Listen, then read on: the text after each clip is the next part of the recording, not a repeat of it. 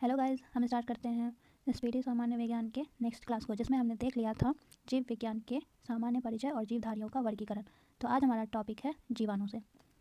तो अगर आपने पहला क्लास देखा है तो आपको ये कमेंट में जवाब देना है जो जीवाणु को किस जगत में रखा गया है। ठीक है, अब हम स्टार्ट करते हैं। जीवाणु की खोज किसने किया था? तो ल्यूवेन हॉक ने 1683 में किया था। जीवाणु विज्ञान के पिता कौन है? तो ल्यूवेन हॉक ही हैं। ठीक है, जीवाणु नाम दिया था किसने? तो एहरेनबर्ग ने 1829 में। कोशिकीय संरचना वाला छोटा जीव क्या होता है? तो जीवाणु होता है। जीवाणुओं की कोशिका भित्ति किसकी बनी होती है? तो म्यूकोपेप्टाइड की बनी होती है। दलहनी पौधों के जड़ों में पाया जाने वाला जीवाणु है राइजोबियम। वायुमंडलीय नाइट्रोजन को नाइट्रेट के रूप में परिवर्तित करता है राइजोबियम। दूध में पाया जाने वाला जीवाणु है लैक्टोबैसिलस। एंटीसेप्टिक सर्जरी की खोज किसने किया था? तो जोसेफ लिस्टर ने। जीवाणुओं का कृत्रिम संवर्धन किसने किया था? तो रॉबर्ट कोच ने। जीवाणुओं में राइबोसोम पाया जाता है तो 70S। आगे है प्रोटोजोआ।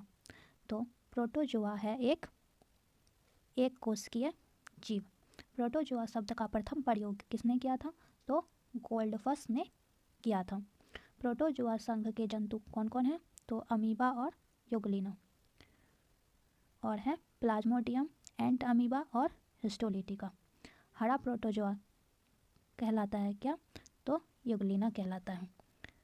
आगे है विषाणु।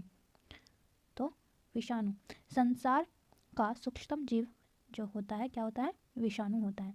विषाणु के अध्ययन क्या कहलाते हैं? तो वायरोलॉजी कहलाते हैं।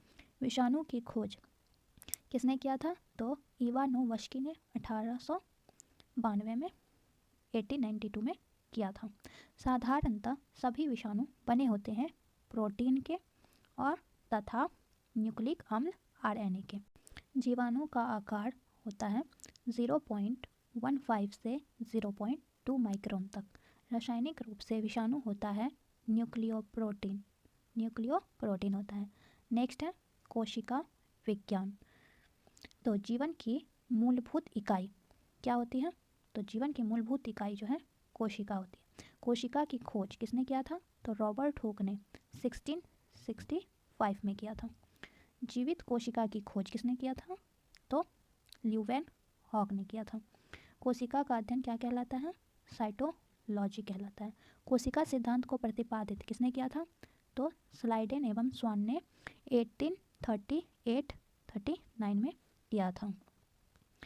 जीवधारियों के संरचनात्मक एवं क्रियात्मक इकाई होती है कोशिका। कोशिका दो प्रकार की होती है। कौन कौन? तो प्रोकैरियोटिक एवं यूकैरियोटिक। ठीक है, केंद्रक एवं केंद्रिका नहीं पाए जाते हैं। किसमें नहीं पाए जाते हैं? तो प्रोकैरियोटिक कोशिका में नहीं पाए जाते हैं। केंद्रक एवं केंद्रिका उपस्थित होते हैं तो यूकैरियोटिक कोशिका में उपस्थित होते हैं। सबसे छोटी कोशिका किसकी होती है? तो माइक्रोप्लाज्मा गैलीसेप्टिक जीवाणु की होती है। सबसे बड़ी कोशिका किसकी होती है? तो शुतुरमुर्ग के अंडे की होती है। मानव शरीर की सबसे लंबी कोशिका है न्यूरॉन, जिसे तंत्रिका कोशिका भी कहते हैं। मानव शरीर में पाई जाने वाली सबसे छोटी कोशिका है सेरिबेलम की गैन्यूल सेल की। मानव शरीर में पाई जाने वाली सबसे बड़ी कोशिका है अंडाणु ओवम। आगे है हमारा कोशिका की संरचना। जीवन का भौतिक आधार है जीव द्रव्य। जीव द्रव्य की खोज किसने किया था? तो डुजार्डिन ने। जीव द्रव्य का नामकरण किसने किया था? तो पुरकिंजे ने किया था 1839 में। आगे है जीव द्रव्य जीवन का भौतिक आधार है। जीव द्रव्य जीवन का भौतिक आधार है। किसका कथन है? तो ये कथन है हेक्सले का। ठीक है, जीव द्रव्य सिद्धांत दिया था किसने दिया था? तो सुल्ज ने दिया था। पादप कोशिकाओं का बाहरी आवरण कहलाता है क्या कहलाता है? कोशिका भित्ति कहलाता है। कोशिका भित्ति पाई जाती है किसमें पाई जाती है? तो कोशिका भित्ति जो है केवल पादप कोशिकाओं में पाई जाती है। कोशिका भित्ति जो है बनी होती है, किसकी बनी होती है? तो सेल्यूलोज की बनी होती है। कोशिका झिल्ली पाई जाती है, कोशिका झिल्ली जो है ये पाई जाती है, पादप और जंतु दोनों में पाई जाती है। कोशिका को एक निश्चित आकार एवं कोशिकांगों को सुरक्षा प्रदान करती है। कौन करती है? तो ये कोशिका झिल्ली प्रदान करती है। आगे है कोशिका झिल्ली, जिसे कि प्लाज्मा झिल्ली भी बोलते हैं। ये बनी होती है, किसकी बनी होती है? तो लिपिड एवं प्रोटीन से बनी होती है। आगे है माइटोकॉन्ड्रिया।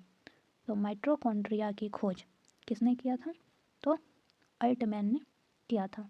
माइटोकॉन्ड्रिया का नाम किसने दिया था? तो बेंडा ने। माइटोकॉन्ड्रिया नहीं होता है जीवाणु में, जीवाणु में जो है माइटोकॉन्ड्रिया नहीं होता है। माइटोकॉन्ड्रिया में पाया जाने वाला द्रव क्या कहलाता है? तो मैट्रिक्स कहलाता है। कोशिका का पावर हाउस, ऊर्जा गृह कहा जाता है, किसको कहा जाता है? तो माइटोकॉन्ड्रिया को ही कहा जाता है। आगे है कोशिका का श्वसन केंद्र है। कोशिका का श्वसन केंद्र कौन है? तो माइटोकॉन्ड्रिया है। माइटोकॉन्ड्रिया में ऊर्जा किस रूप में संचित रहती है? तो एटीपी के रूप में संचित रहती है। एटीपी का निर्माण कहाँ होता है? तो माइटोकॉन्ड्रिया में होता है। एटीपी इकाई होती है किसकी? तो ऊर्जा की इकाई होती है। क्रेब्स चक्र होता है, किस में होता है क्रेब्स चक्र? तो माइटोकॉन्ड्रिया में होता है। क्रेब्स चक्र की खोज किसने की थी? तो हैंस क्रेब्स ने की थी। माइटोकॉन्ड्रिया का दिल कहलाता है, क्या कहलाता है? तो माइटोकॉन्ड्रिया का दिल क्रिस्टी कहलाता है।